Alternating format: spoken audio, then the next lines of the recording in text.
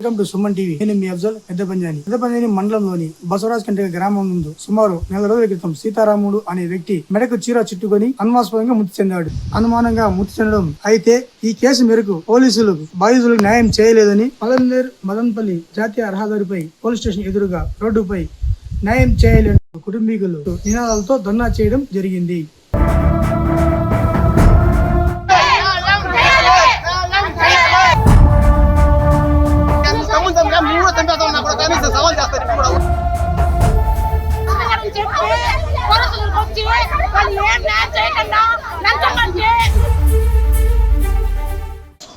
నేను అక్కడ తెల్లవారుజామున 3:45కి అటు పోయినాను నైట్లో.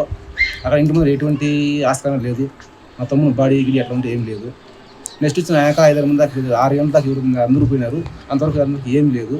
ఆ పాప వచ్చింది ఏమంటుంది, నేను మీ తమ్ముడు ఇంటి మీద చనిపోయినాడు, ఉరిపోసుకున్నాడు ఉంటుంది. ఆయన చెప్పేదానికి చనిపోయేదానికి ఆస్కారం అయితే లేదు. మా అనుమానం ఏమంటే చంపేసి వీళ్ళు ఆ పని చేశారు మాకు అనుమానం ఉంది.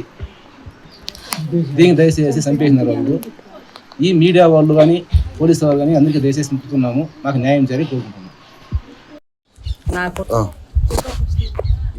నా కొడుకుని చంపేసినారు, నాకు న్యాయం చెప్పలేదు.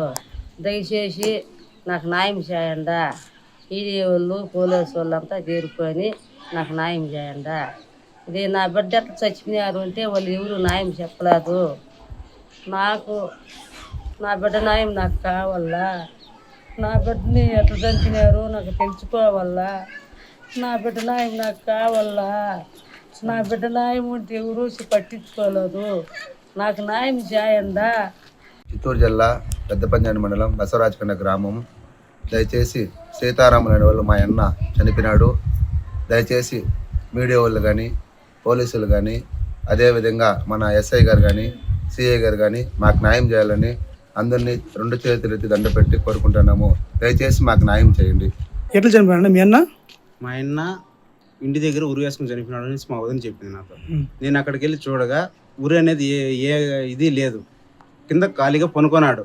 ఎందుకు పనుకున్నాడు అంటే మీ అన్నకి నైట్ ఫోన్ వచ్చినది. ఫోన్ వస్తేనే బయట వెళ్ళినాడు. వెళ్ళిన తర్వాత వస్తాడని చెప్పి పనుకొచ్చినాం. మార్నింగ్ లేచి చూస్తే ఇట్లే పనుకున్నాడు అని చెప్పింది. దయచేసి మీడియా వాళ్ళు పోలీసు వాళ్ళు అందరూ కలిసి మాకు న్యాయం చేయాలని కోరుతున్నాం.